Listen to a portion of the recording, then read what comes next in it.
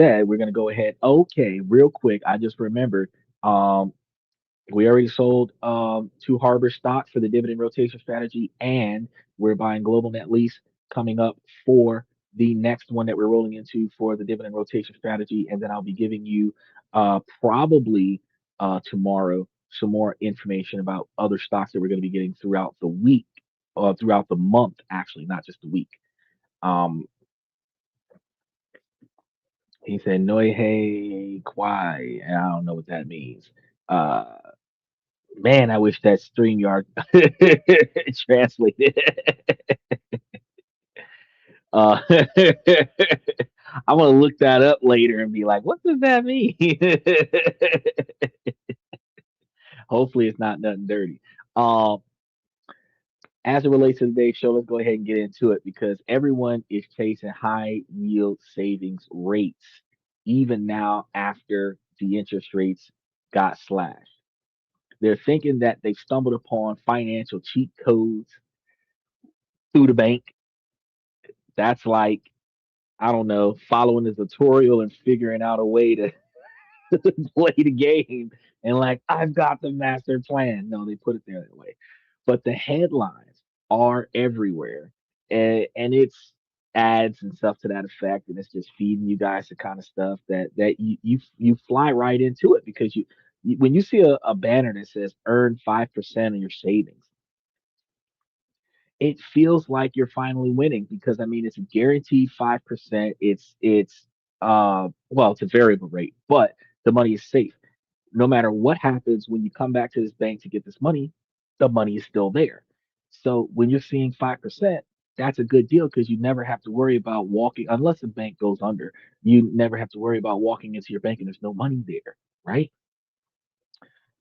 And for years, your savings accounts did nothing, earning a laughable 0.01% or less. And now you're getting a real return. So you moved your money from a big traditional bank to an online high yield savings account, which is what everybody's starting to do with the fintech or in HYS. And you're feeling pretty smart. You've seen that interest payment hit your account every month and it feels like free money. It feels like a reward for being financially savvy, right? What if I told you that for every $10,000 in that high yield account, you might be slightly losing hundreds, even thousands in real wealth each year? What if that feeling of being smart is just a carefully crafted illusion? There's a hidden trap that banks are more than happy for you to fall into because they are counting on you to fixate on that big, shiny 5% number so you don't look any closer at what really is happening to your money. The truth is that 5% is a distraction, it's a financial sleight of hand. By the end of the night's show, you won't just understand the trap, you'll see exactly where your money should be to actually grow. Thanks to a powerful triple tax advantage strategy that most people completely overlook. So I want you guys to stick with me because what you're about to learn is the difference between treading water and actually building wealth. Look, let's get one thing straight. Moving your money from a brick and mortar bank paying you next to nothing to a high yield savings account was a good move. Not going to lie to you there. It was the right first step. And for the better part of the decade, savings rates were a national joke. You'd be lucky to earn enough interest to buy a pack of gum in a year. So when online banks started offering 3%, 4%, and even 5%, it felt like a revolutionary uh, uh, savings. As of early 2026, though, these rates are still incredibly attractive. We're seeing accounts from banks like Vero that are offering up to 5% annual percentage yield. It's a no brainer, or so it seems on the surface. This is what I call the siren song of high yield savings accounts.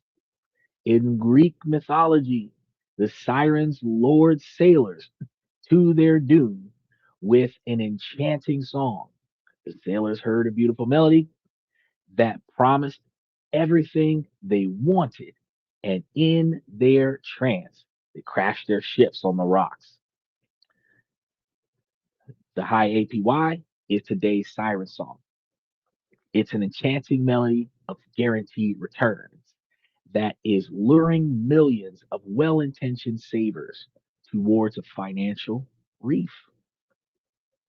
The appeal is deeply psychological because when you log into your account, you see that interest payment. It's a little dopamine hit. It feels productive, feels safe. The marketing is brilliant because it taps directly into your feelings. They use words like performance and accelerate, making you feel like you're on the fast track. And you are, in a sense, but you are on the fast track to standing still. A high yield savings account is just a bank account that pays a better interest rate because the bank doesn't have the overhead to physically of the physical branches, right? So the online accounts giving you better interest rates because they have a lower overhead. They're leaner. Digital models are going to allow them to pass some of those savings on to you as a higher annual percentage yield or APY.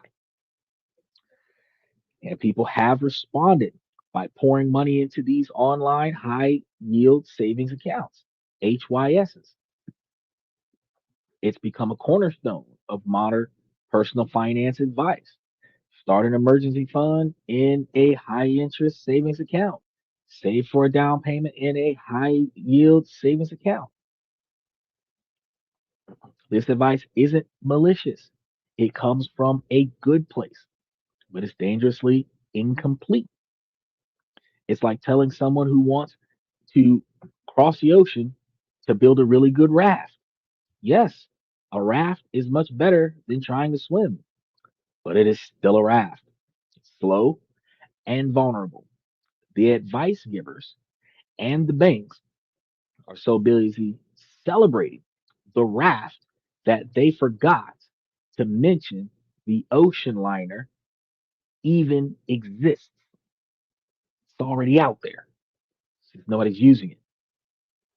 You did the right thing by getting on the raft, but now you're floating, listening to the beautiful 5% song while the storm of taxes, inflation, and lost opportunity is brewing. So let's tune out the music and look at the storm clouds gathering on that horizon. Time to unmask that trap. Okay? So let's peel back that shiny 5% sticker and see what's really underneath it. The hidden trap isn't one big thing. It's a series of silent forces that relentlessly eat away at your money and its real value. Think of your high yield savings account as a bucket you're trying to fill. 5% interest is the faucet dripping water in. But what the banks don't advertise are the holes in the bottom of the bucket. So there are three big holes at the bottom of this bucket: taxes, inflation, and opportunity costs, especially opportunity costs. Now, the first and most immediate holes going to be the taxes, especially since we're in tax season. So the interest you earn in a high yield savings account is considered taxable income and it's taxed at your ordinary income tax rate. So this is going to be huge. I'm going to say it again. It's taxed at the ordinary income rate. not the special interest rate that we get from buying and holding on stock options. So this is the highest tax rate that you can even pay, the same one that you pay on your salary. It is not the same as the lower one, more favorable long-term capital gains tax rates that you're going to pay on stock investments.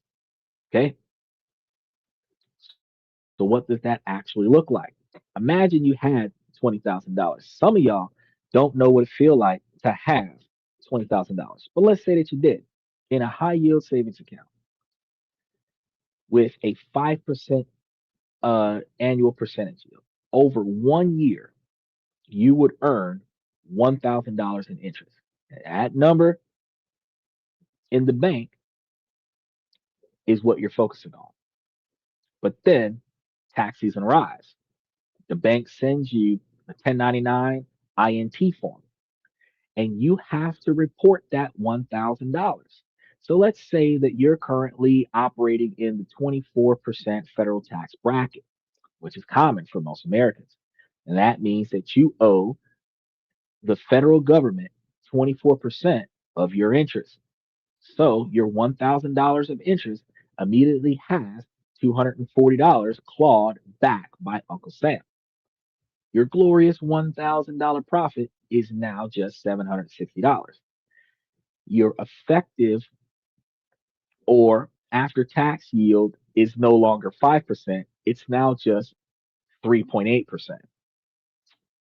Yeah, suddenly that 5% has been slashed to a much less exciting 3.8%, and that's before state taxes hits.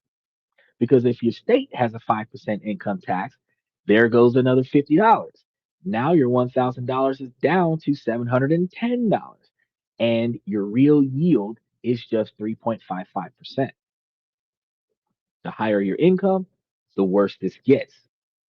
If you're in that 32% federal tax bracket, you're losing $320 of the $1,000 right off the top, and the system is punishing you for being a diligent saver.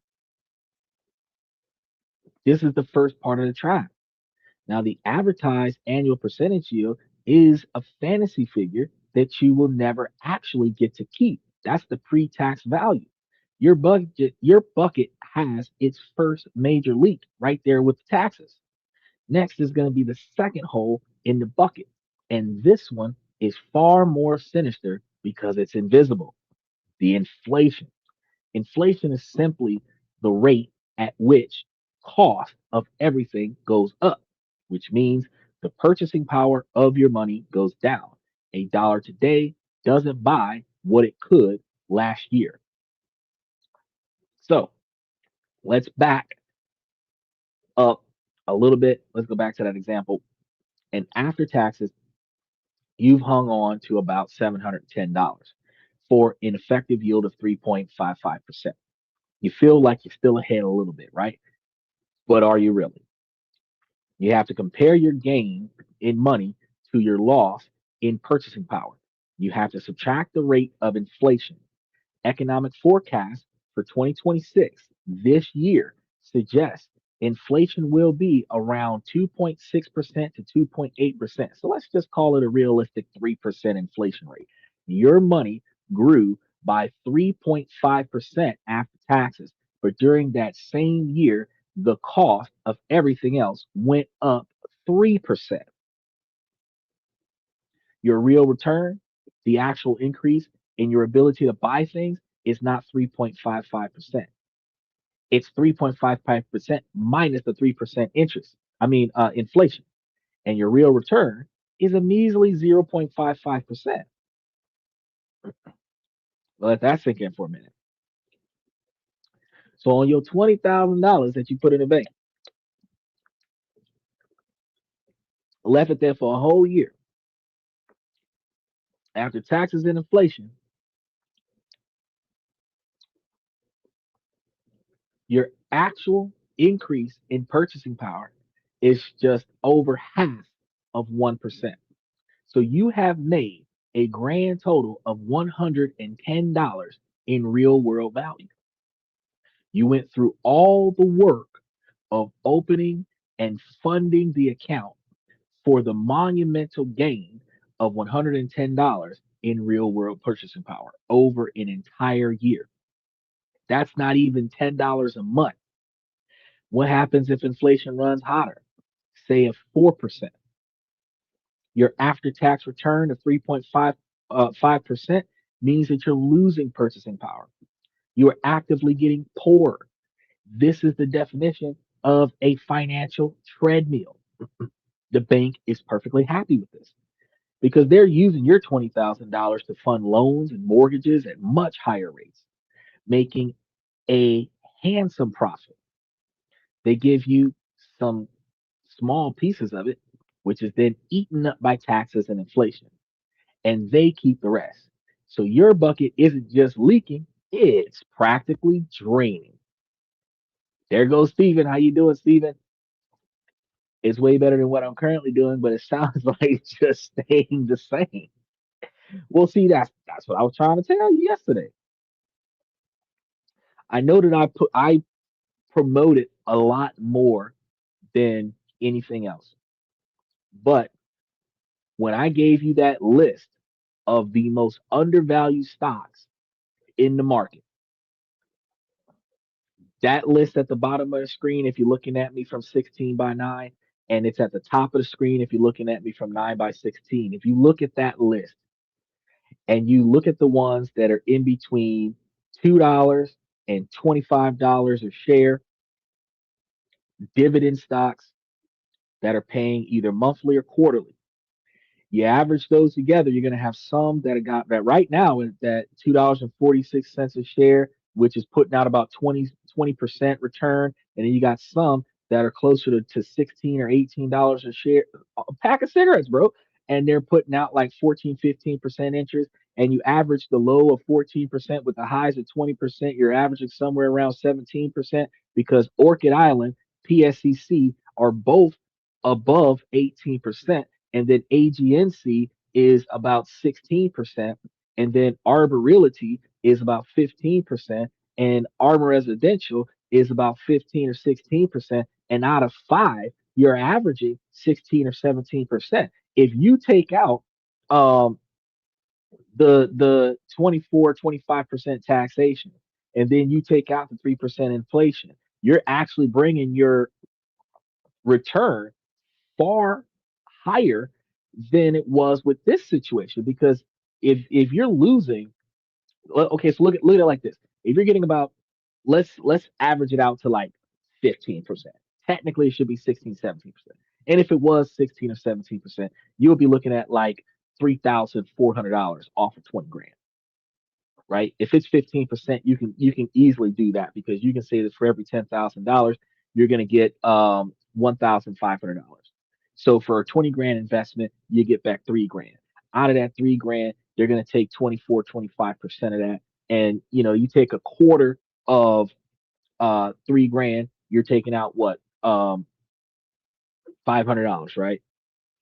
Or $750. So once they take that out and then you take out the 3%, you're still looking at well over 2 grand. And even if they took out another $200 or $300 for state tax, you're still looking at well over 2 grand because you're operating at almost 20% interest.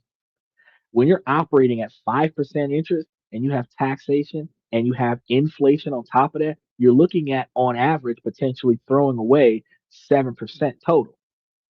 Or if you merge that in, 150% of inflation, which might be 4.5% between what you would get from taxations reductions on interest rates versus the inflation cost. So yeah, in a way, if you have a savings account with no interest in it and you switch to a savings account with interest in it, oh yeah, you'll see a return. You'll see something different, just a little bit more.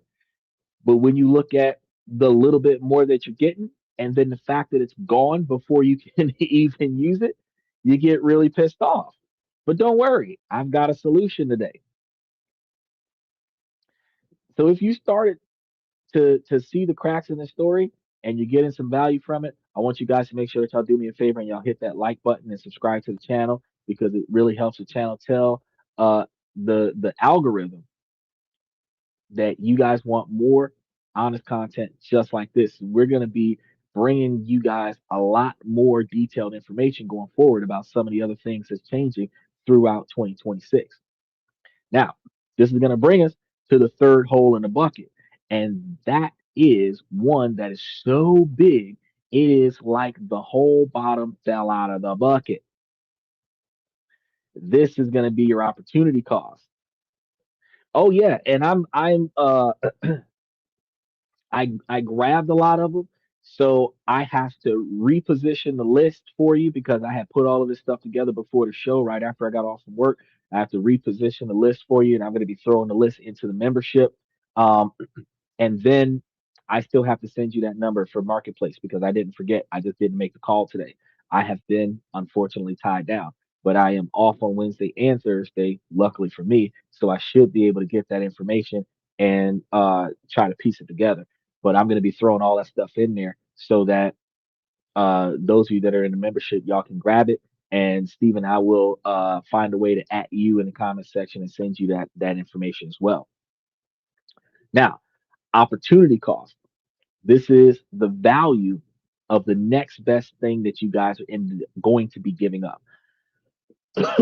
Because by choosing to put your long term money into a high yield savings account online to earn real return of 0.55%, you are simultaneously choosing not to put it somewhere that could have been generating a much higher real return.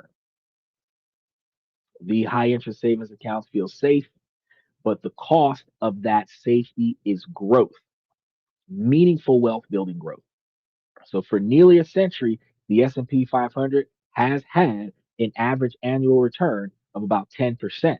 And the core satellite portfolio that I have been operating with all year has had an average return of almost 22%. We've been rocking it. And then utilizing the dividend rotation strategy, we're averaging about 35% a month, where over the course of 12 months of compound interest is like 3,555%. But we're still able to, with wins and losses, as far as investments, catching the highs and catching the dips, it's still averaging well over 168% of investment. Put up 1,000 and come back with 2,200. And you're not getting that from a high interest savings account.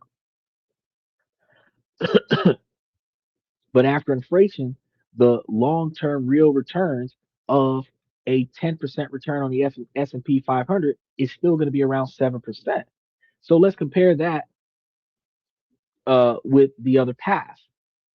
Over 20 years, $20,000 path A is going to be safe, high interest savings accounts. Path B is growth with the S&P 500 index. Path A is going to give you a generous return, it'd be like 1% of real world after taxes after inflation return. After 20 years, your $20,000 is going to feel like $24,403.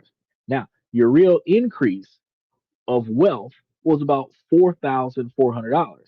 Something like the S&P 500, you throw that same $20,000 in, the 7% annual return after taxes after inflation is going to be more to the magnitude of $77,393. So you've increased your real wealth over the same period of time by $57,000. So the difference is going to be over $52,000. And that is the opportunity cost that you miss out on by playing it safe. Instead of buying and holding cash dividend accounts that are going to pay you money monthly and quarterly combined in your portfolio, you're instead letting it sit in an online high interest savings account. And I haven't even talking about the God forbid they charge you a fee to withdraw your money. But that is the shocking amount of money that you end up leaving on the table by choosing safety for your long term funds. And this is the real trap. The bank sells you a high yield that nets you $100 a year while distracting you from the bullet train to wealth creation on the next platform.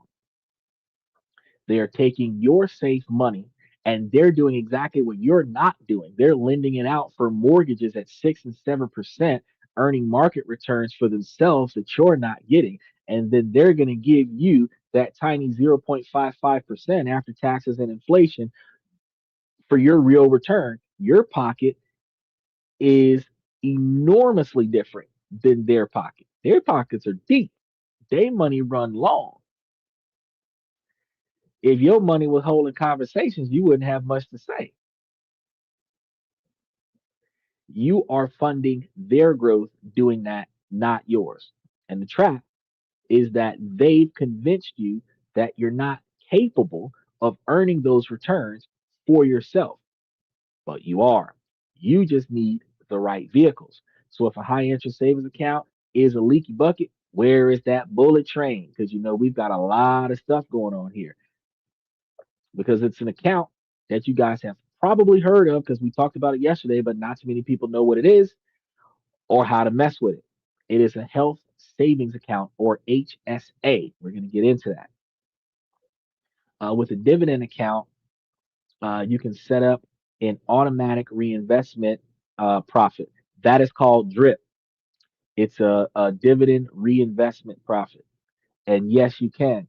Where every month or every quarter, instead of it just going into your stock portfolio and sitting there for you to manually reinvest it, it'll automatically put it in there for whatever shares that you have.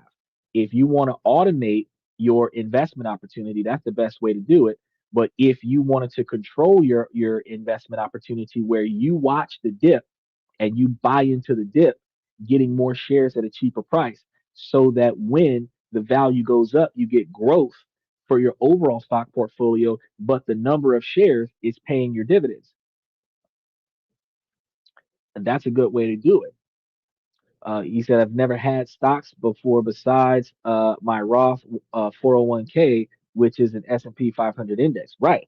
And the difference between an S&P 500 index and what I've done with you, because I've got these stocks, but then I've also got these stocks over here. I've actually selected almost 50, 35 or 50 stocks that are everything from growth stocks like Tesla, Oracle, and Johnson and Johnson. We got Coca Cola, Shell, Chevron, Exxon. I got all of the best ones. Starting from the lowest, cheapest ones for somebody who just starting to invest, all the way to the big daddy ones, the ones that's been around for generations. All the stock options that I grabbed for you are blue chip stock options. BBAI is one of the only ones that's less than 10 years old, and that's a growth stock. But all the rest of them, Oracle is part of the TikTok sale that's trillions of dollars of American budgets that's about to happen, right? So I grabbed the behind the scenes companies and I put them all together into a portfolio that you guys can utilize where you just put your money up there, you buy it, you hold it, you do nothing. It's going to pay you every month or every week.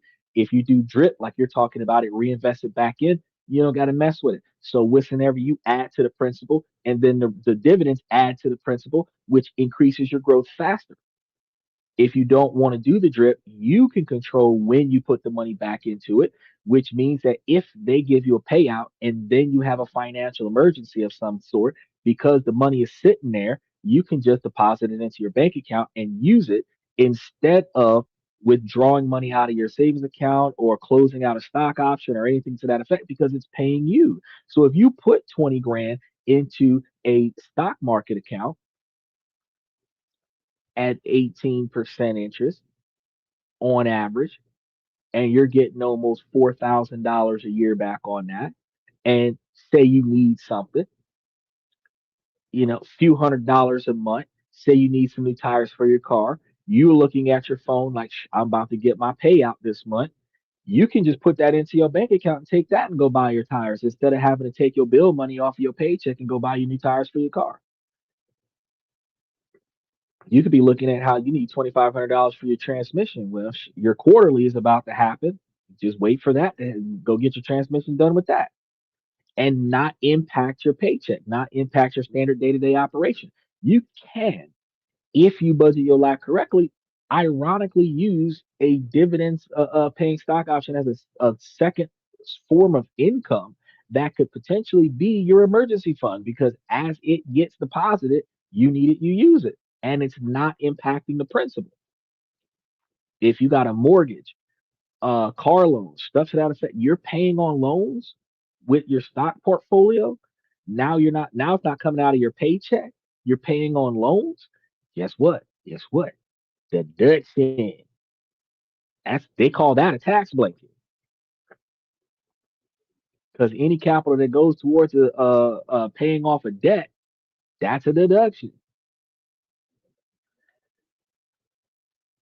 So you want to mortgage a $500,000 house and then take all your profits from your stock option and pay off your house.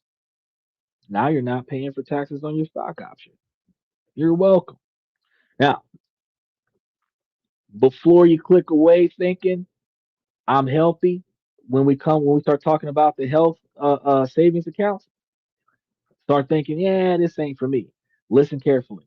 Calling it a health savings account is maybe the worst marketing decision in personal finance history, and the name hides its true power. Savvy investors don't see it as a healthcare account because it's not. They see it for what it really is, the most powerful retirement and investment account available. It's a stealth IRA account. It's the only account with a triple tax advantage. And this trifecta blows the HYSA out of the water for long term savings. So, to open a health savings account, you need to be enrolled in a high deductible health plan. I'm going to put that up there so that y'all see what I'm talking about. High deductible health plan. This is how y'all get in there, right? Now for 2026, a high deductible health plan must have a minimum deductible of at least $1,700 for an individual or $3,400 for a family. Now, for many younger, healthier people, a HDHP has much cheaper monthly premiums, and the money that you save can be funneled directly into your HSA. Once you have one, you unlock three superior powers. First one is advantage. Your contributions are tax deductible on this, which is not the same as throwing your money in a high interest savings account. It is not tax deductible in a high interest savings account, but it is deductible here. It goes in pre tax.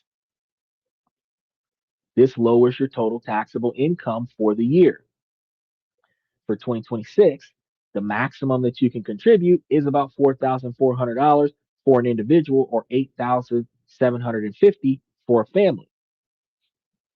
Yeah, it's when they limit how much money you could put towards it, that's because it's a massive benefit and they don't want you to overkill and cheat the system. So, if you're in that 24% tax bracket and you contribute the max of $4,400, you're instantly saving $1,056 in your taxes for the year that you do that in. It's a guaranteed 24% return on your contribution before the money does absolutely anything at all. So, with a high interest savings account, you have to earn the money and then pay taxes on the money that you earned and then deposit it. The HSA wins from the start on the first advantage. Second advantage, your money grows completely tax free. Now, this is the part that most people miss. The money in your HSA doesn't have to sit in cash. The best HSA providers like Fidelity and Lively. Now, I'm going to throw these up here for you so that you see them. They let you invest your funds in things like low cost S&P 500 index funds. So instead of just running and grabbing the S&P 500 index fund, you go and grab you a health savings account and let that grab your S&P 500 index fund tax deductible, tax free. All of the growth, dividends, capital gains is 100% tax free here forever.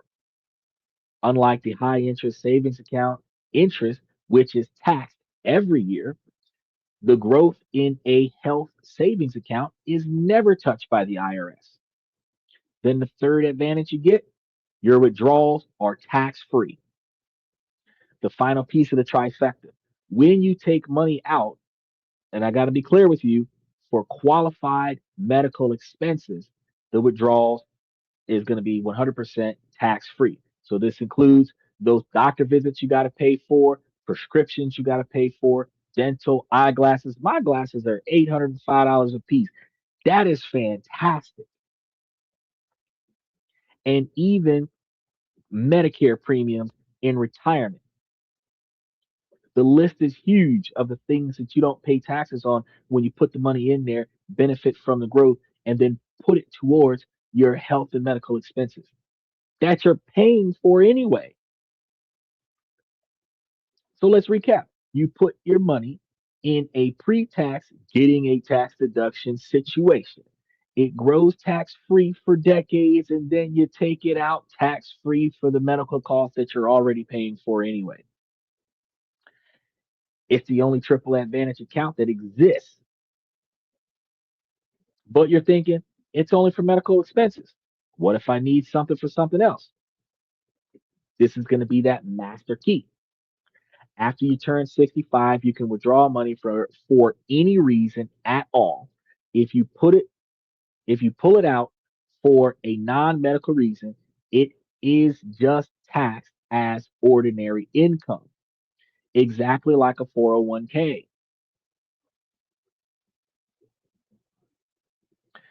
It also works like a Roth IRA. Now, the penalty for non-medical withdrawals are going to disappear at 65. So this makes the HSA a stealth IRA account because in the worst case scenarios, it functions just like a traditional IRA. But in the most realistic scenario, it's far superior. You will have medical expenses in retirement. Your HSA becomes a dedicated tax-free fund to cover these inevitable costs, freeing up your other retirement money for the fun stuff. So instead of taking your retirement money and putting it on your health, you put money towards your health during retirement and take that money and spread it across the board. But let's rerun our comparison. So imagine you contribute $4,400 each year for 20 years. The health savings account powerhouse path is going to be investing that every year in say an S&P 500 index at the 7% real return because it's 10% minus inflation that would grow over years. You would end up at about $180,000. And every dollar is accessibly tax free for the medical costs. Now, the high interest savings path, putting $4,400 a year into it with a 1% real return, would leave you with about $97,000. Half. That money has already been taxed once, and the interest gets taxed every year. The HSA is fundamentally and mathematically and unequivocally superior for long term goals. Now, I'm not telling you to go close your high interest savings account. That would just be a misguided and ridiculous scenario as ignoring a health savings account. You don't go and close all of your other accounts and open up one of these.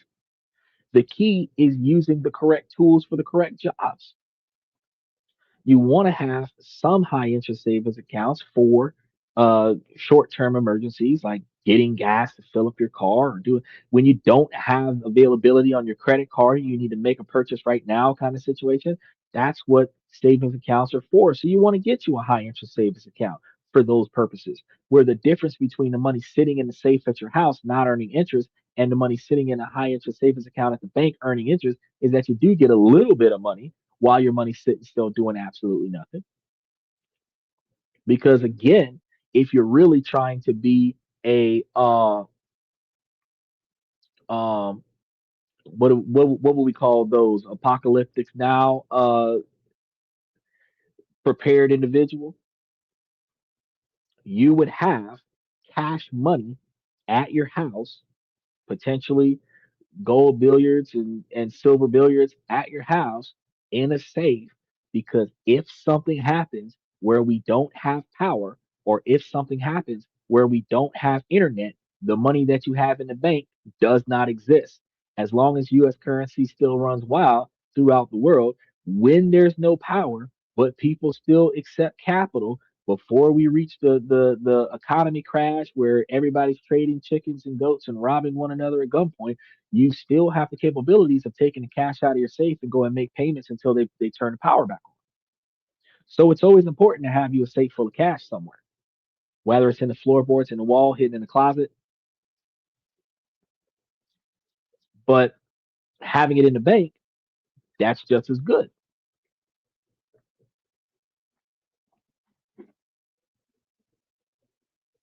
A hammer is great for a nail, but terrible for cutting wood. Just trying to say it. I really just want to put a few months of emergency funds in a highest interest savings account. You can. Um, the job of a high interest savings account is for just that. That is one of the tools that is used for short term liquidity and safety. It's the perfect place for two things: your emergency fund for 3 to 6 months of living expenses, which is what you're trying to accomplish.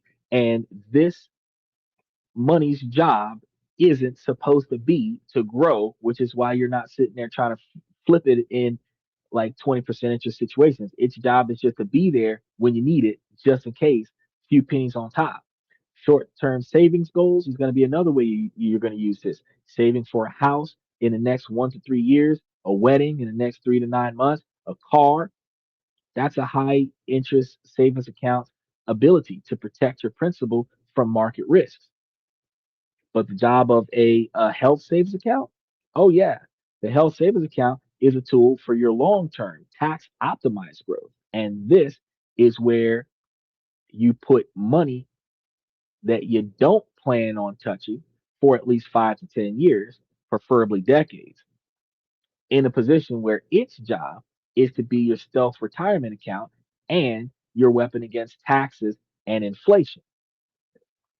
Now, I know that you were asking, uh, which ones do we grab? And that's one of the things I want to make sure that I answer that question. But I also want to make sure that I put that list together for you after the show so that I can provide it to you. So, real quick, high yield savings accounts in 2026. Oop, not there. We got to go further down the list. Man, I was doing some digging for you, buddy. I was doing some digging for you. Go further down. I know we waiting on the internet to catch up to me. So, specifically for companies that are doing the health savings account, this is going to be your list. And then I'm going to give this list to Twitter as well. So give me a second to give this to Twitter. I see all over there at Twitter looking at what we got going on over here.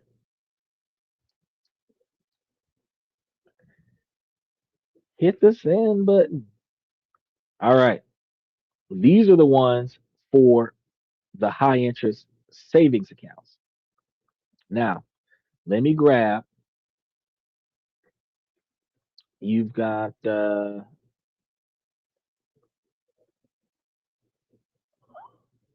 these three. We've got Discover Online Savings, SoFi Checking and Savings. These are some that are decent for savings, but I got some better ones for you. But I just wanted to make sure that I put these up there as I go down the list of ones that you wanted to see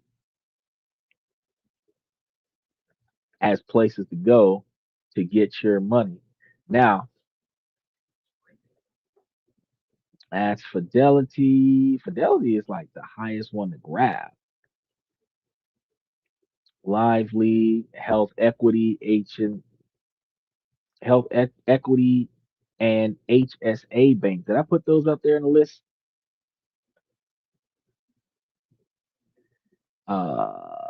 Health Equity, HSA. Yes, I did. I put them in the list. Now, let's see. There we go. Here is the list of bank accounts with the best rates that you're going to find right now. Because you asked me that, and I want to make sure that you have it.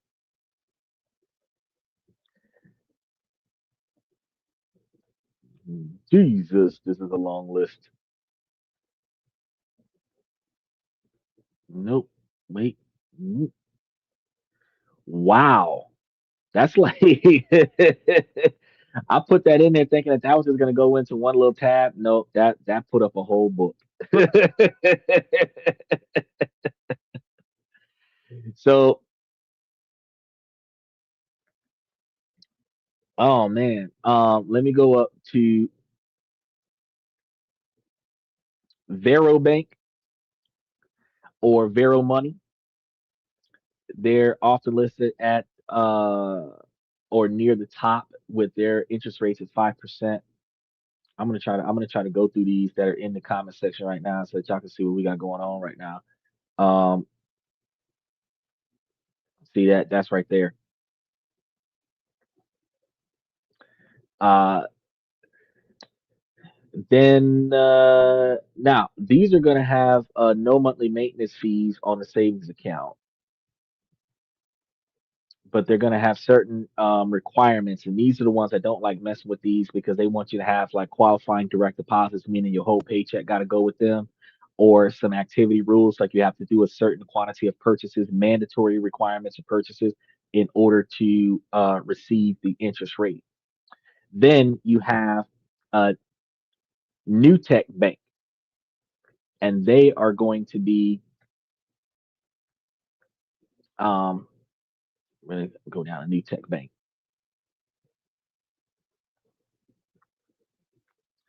They are going to be regularly cited among the highest rates around the mid 4%. I told you they're going down.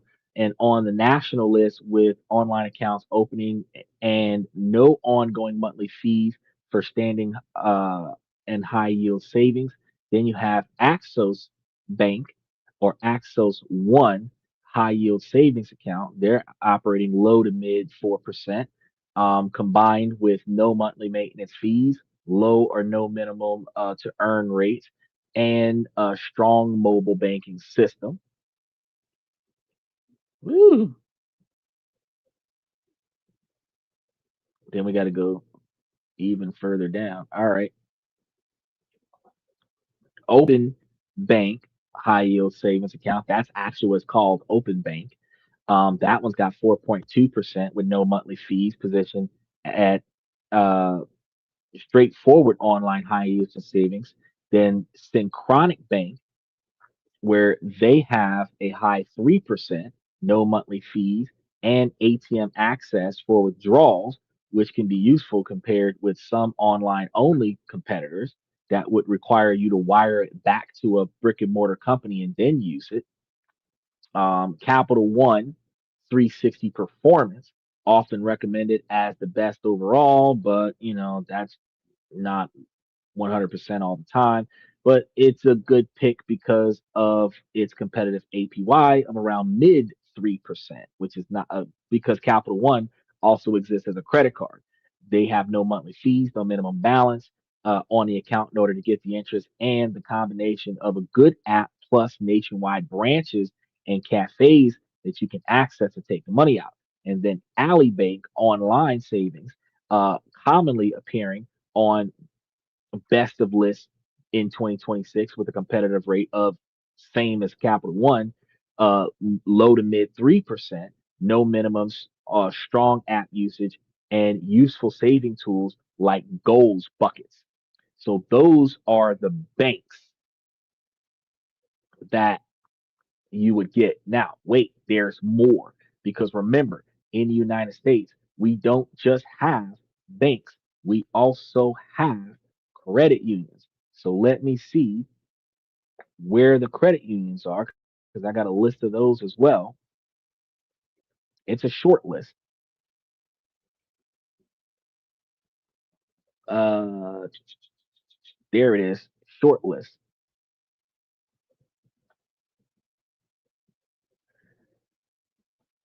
Hopefully, it doesn't give y'all like a boom.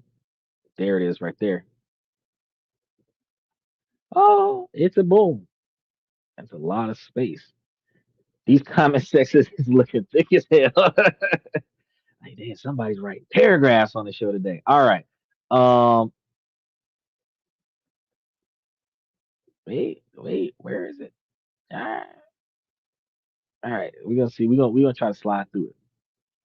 Now, for credit unions, we've got PenFed Credit Union. They frequently appear as one of the best high interest savings accounts. They've got good premiums, typically pays rates well above the national average with broad membership eligibilities. Digital Federal Credit Union is often cited for very high interest rates only on the first slice of savings. So if you put up $1,000, that's where the money will be, and then everything after that is going to be a much lower standard rate above the cap. Now, Consumers Credit Union, regularly described as strong for high yields, checking and savings products with no monthly fees, just like GTE used to do, where they gave it to you for first $500 for the checking and $500 for the savings. So your first $1,000 used to receive 5% between the two accounts. Then it would roll over to a regular interest rate. Um, this account has no monthly fees and membership open nationwide under simple criteria. So they have no monthly fees, and I'm guessing no membership fees, uh, and it's open around the United States. Now, Vibrant Credit Union, that one markets high yield savings with rates around 4%. It used to be 5%, but it's quickly going down because after they slashed the rates on December 12th, interest rates over the next 3 months are going to go down. um, but they're going to be on a set limit as well, significantly higher than the average bank and a lot of the credit unions, where you have a pretty decent savings rate. So those are some of the ones, Stephen, that you can use to make yourself more successful with building yourself an emergency fund. So the optimal strategy isn't either a high yield savings account or a health savings account. It is having a high yield savings account and a health savings account at the same time. So first you want to build your emergency fund in the high yield savings account, which is what Stephen is trying to do. And once that is full, you turn your attention to the health savings account. You want to enroll in a HDHP, contribute as much as you can, and make sure that money is invested, not sitting in cash. If you can set up an HDHP, after you set up a core satellite portfolio, you can take the dividends from your core satellite portfolio and put it into your HDHP, at least up to $4,000 of it. And if you can select some of the same stock options that you're selecting at 20% plus of interest, then you can receive the benefits of that from a tax exempt variation where a portion of your stock portfolio will go directly to your health with no taxes kicking you in the dick. And then you want to make sure that the money after you invested the money, make sure it's moving, make sure that it's moving around so that you're not just sitting there doing nothing. This is going to be how you move from just saving a little bit of money to strategically building a larger quantity of wealth. You said if you were to pick one, which one would you go for? I will look into them. A lower rate without limits and requirements, I feel is best. Um, the ones that are gonna have 3%, like Capital One, they have no requirements. That's a good one to go to, and that's why they say that Capital One is the best pick because even though it's giving you 3% instead of 4%, you don't have to do anything. You put your money in there and it sits still. Capital One also has other products like secured credit cards, unsecured credit cards, checking accounts, and other such stuff. And Capital One does have brick and mortar banks in some states around the United States. So that one is a little bit better to do because if you set up the account online and you find a branch in your area, you can walk into the bank and talk to a bank teller and deal with other bank services. So in my experience, because I'm from the old school, if I was going to pick one without having to go back over the whole list, I would quickly go for Capital One because I have the capabilities of walking into one. A Chase would be another one that I would grab because there's Chase banks in certain, at least in Florida, there's Chase banks in certain areas. Um, if there is a bank that is offering a high interest savings account, especially if it's a high interest savings account that doesn't have any stipulations to it, I would grab that. Now, in your local city and state, you can Google the 5 or 10 credit unions and bank accounts. You want to look at both of them in your area and see which brick and mortar banks have high interest savings accounts in your area.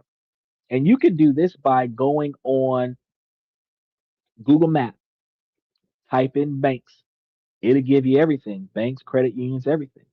Each one, go to the website and search for high interest savings account and see what their stipulations are. Fuck the interest rate, see what the stipulations are. Minimum quantity of input. If you have that amount of money, that's not a problem. Um, Minimum balance held, that's a problem because if you got to pull money out, they might charge you fees. They might offer you 5% or 7%, but then they also might charge you 2% worth of fees. You know, um, look at usage. Usage sometimes mean that you might be allowed to the usage stipulations usually mean that you're either required to have a minimum quantity of usage, which gets frustrating because if you forget, they charge you a fee. Or a maximum level of usage, which means if you use it too much, you're going to have a fee. I don't like either of those. I want to find one like Capital One that has no requirements. I put my money there, I get my 3%.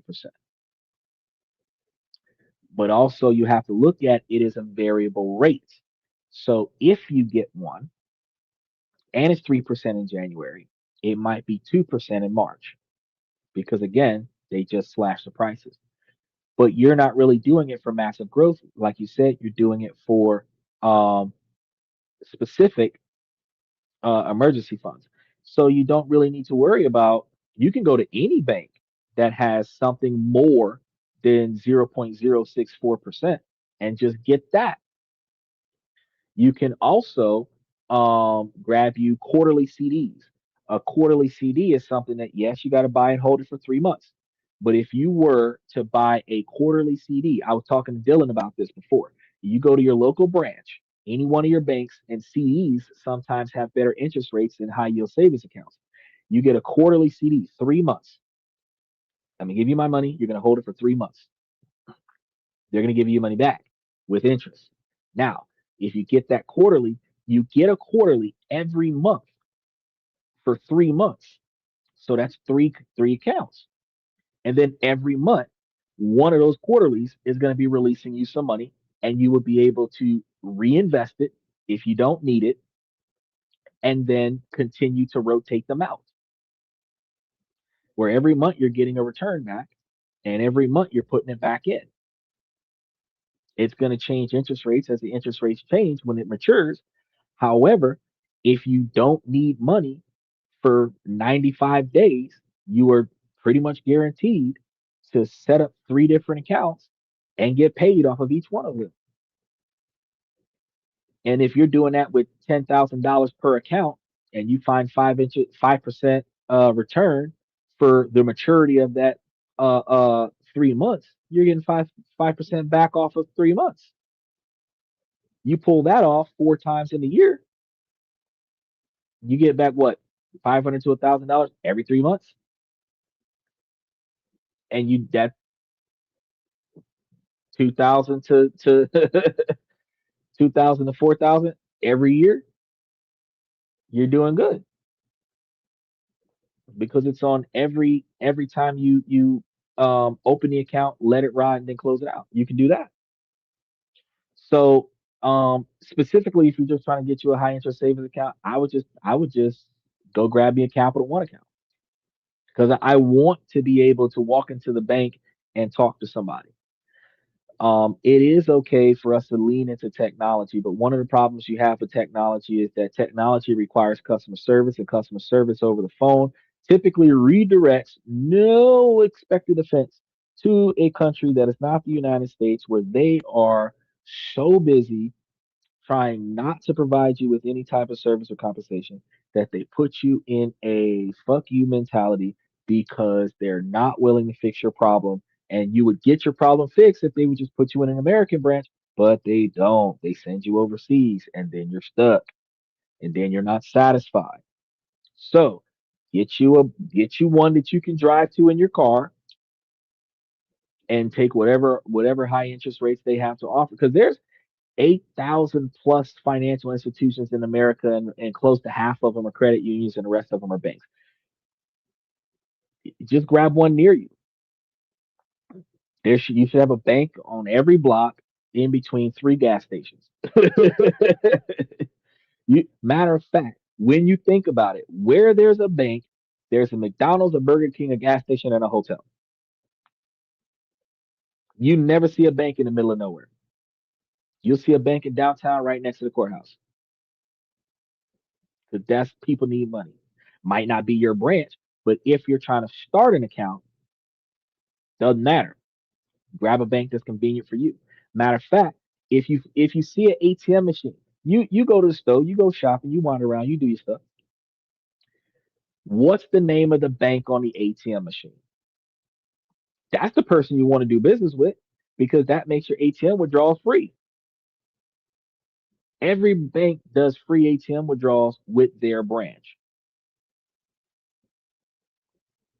So it doesn't matter if you've got a Regions, a Fifth Third, um, Bank of America, whatever your bank is, Wells Fargo, doesn't matter, whatever your bank is, their ATMs you withdraw for free. So which banks got the most ATMs in your neighborhood?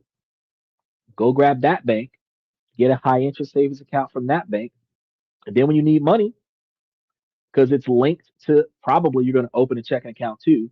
And if both of them have no minimum balance or it must be a positive balance, and then no transaction fees, no requirements outside of that, your savings account can be linked to your checking account. You can wire the money to your checking account and then withdraw it. Or if you just get a debit card for your savings account, go to the ATM machine and withdraw it out.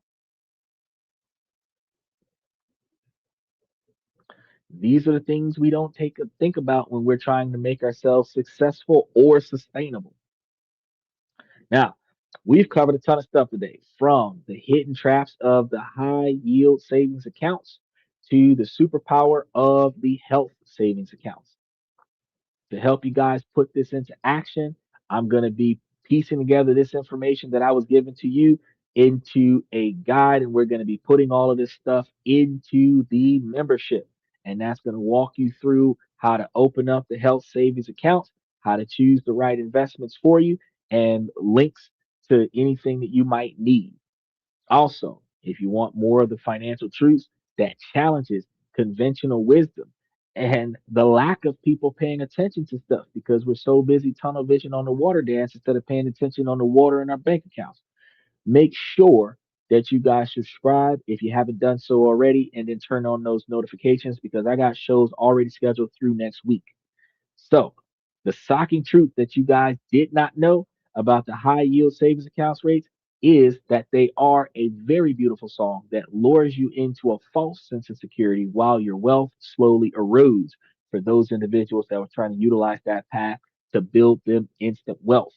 And while everyone is going to be chasing 5%, they're setting themselves up for the guaranteed way to tread water at best. and slowly sink at worst. They're going to be playing the bank's game because the money is in somebody else's hands and they're using that money to flip it to make money, make more money for them.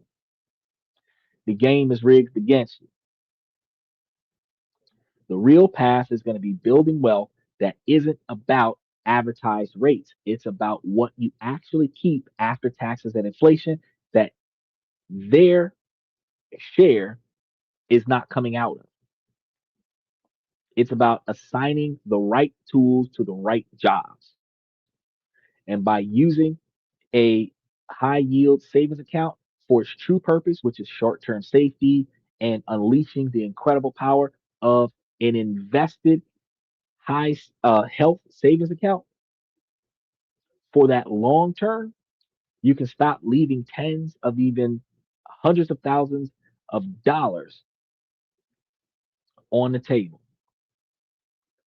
You can stop playing the bank's game and start playing your own and have the capabilities to start saving instead of playing the safe game.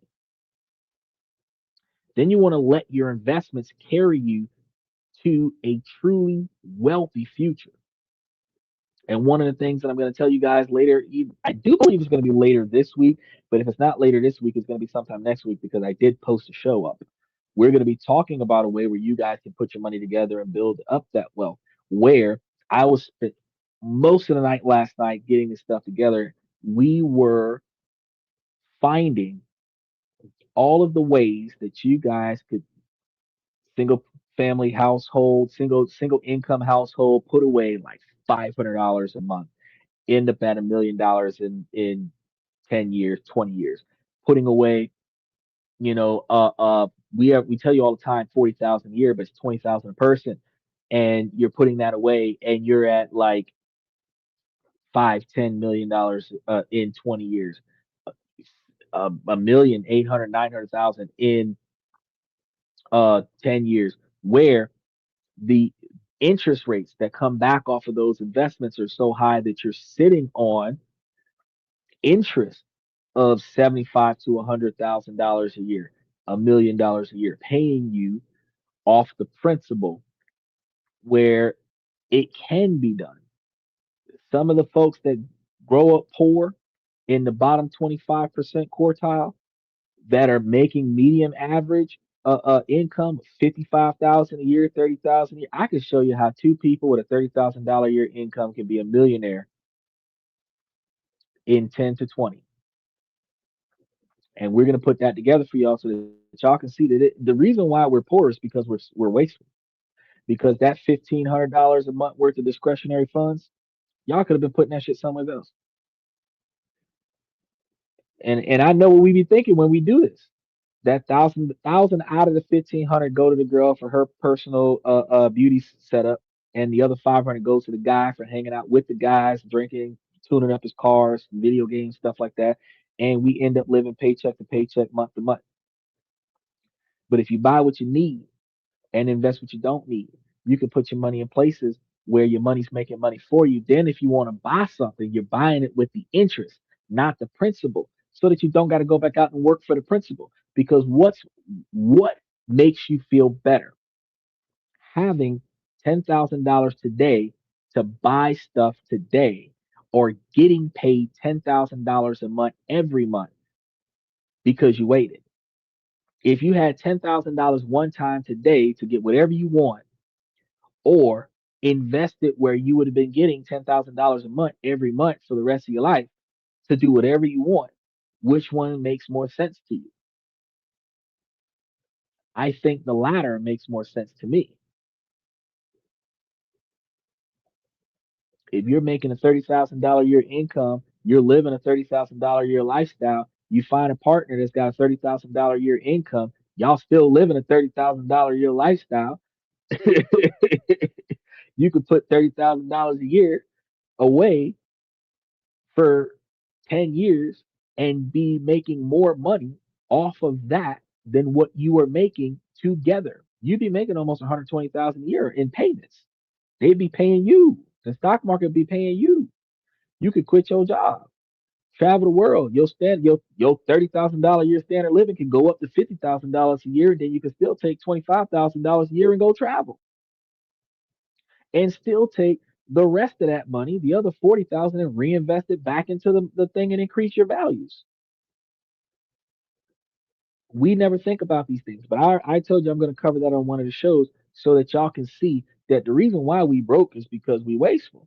And while women are looking for $100,000 a year men, the women don't need $100,000 a year men. She just needs a man that makes exactly the same amount of money that she does, or a little bit less. As long as y'all can come together and not waste the money that y'all got, y'all discretionary spending goes straight into the stock portfolio. Y'all can rough it. If you 40 and you've been roughing it for the last 30 years, you can find a partner and rough it for 10 so that y'all can retire for the next 20. All right? Ain't no reason for that. If you've been living paycheck to paycheck since your 18th birthday, ain't no reason why you can't take your having fun money, stay your ass at home, deal with the bare minimum, do a 10-year flat, and then be out there traveling the world. Ain't no reason why you can't. Because I'm going to show you that whether you're in New York, California, Massachusetts, Mississippi, it can be done. The numbers work themselves out exactly the same way. That anything over $500 a month every month into a 17% average portfolio that's paying you dividends and being reinvested back in drip. We just finished talking about that. 10-year set, you at least got enough money off of that. And that's low. You still got enough money off of that for 150, 200 grand, 250 grand.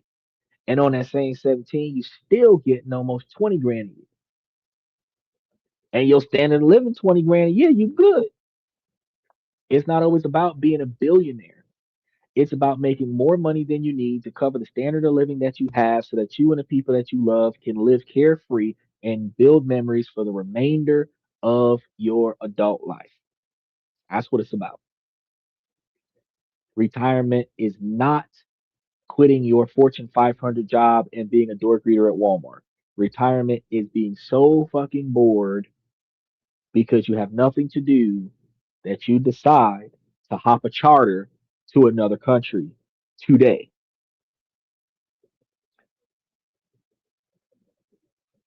How many of us can be that bored right now while we're watching this podcast and say, man, you know what? I'm going to catch a flight in the morning. We just going to go somewhere. We don't got that kind of money. Bro, we be wishing that we could take 3 days off on the road. Those of us that work corporate jobs, Monday was off, Friday was closed. We was excited because the company had to shut down for 5 days in order for us to get 5 days off on the road. But if y'all figure this out, do what Steven's doing, do some research, ask some questions, y'all gonna find yourselves in a position where y'all can set yourself up where y'all don't gotta do this no more. Y'all don't gotta work for somebody y'all don't like. Y'all don't gotta work alongside somebody y'all don't like. Y'all don't gotta wish that you had enough. The term rob Peter to pay Paul doesn't exist anymore. You got money for Peter, Paul, and Sally, but you got to make some changes. So, with that being said, I'm going to say, ladies, as long as the situation doesn't make sense, I'm going to keep asking you, ladies, to make it make sense. So, ladies, please make it make sense. And then, fellas, I give y'all this information to help y'all become higher value men. If you figure out the things in your life that you believe need to change that are inside of your control and put forth the effort to change that, then you can navigate around the things that are outside of your control. And ladies, while this is a male driven podcast from a male's perspective, you too can make yourselves higher value women by prioritizing what is best for your future, not just simple entertainment. Now, remember tomorrow, Wednesday, we got a new country that we're going to be talking about. I want you guys to make sure that you stay tuned to it. I want to thank you guys for coming to this and that. I'm your host, Xander, where we talk about this, that, and everything in between. I'm going to see you guys.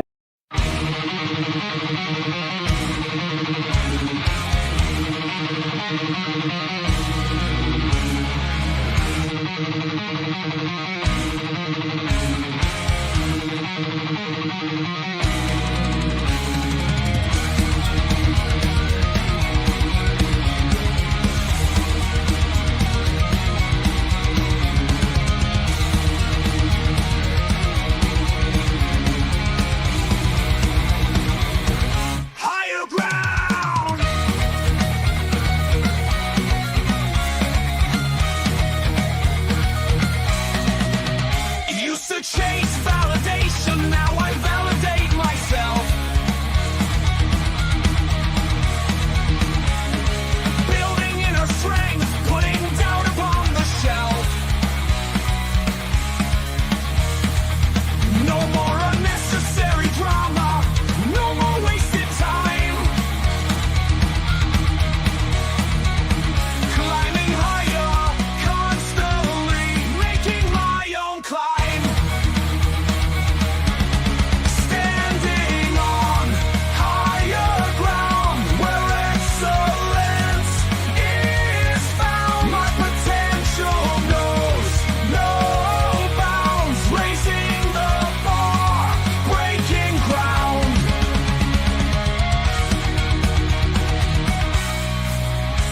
My network is my net worth.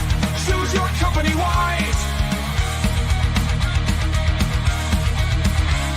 Surround yourself with eagles, not with sheep in disguise. Every interaction is a reflection of my brand. Quality over quantity, that's my personal command.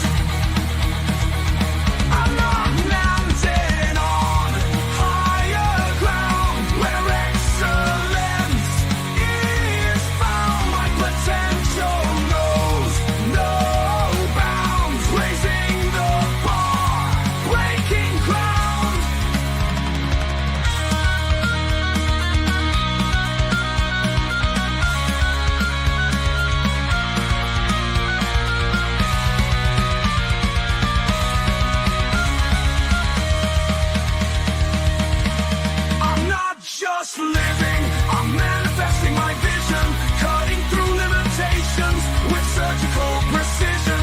My expectations are my compass, my respect is my shield to mediocrity and chaos. I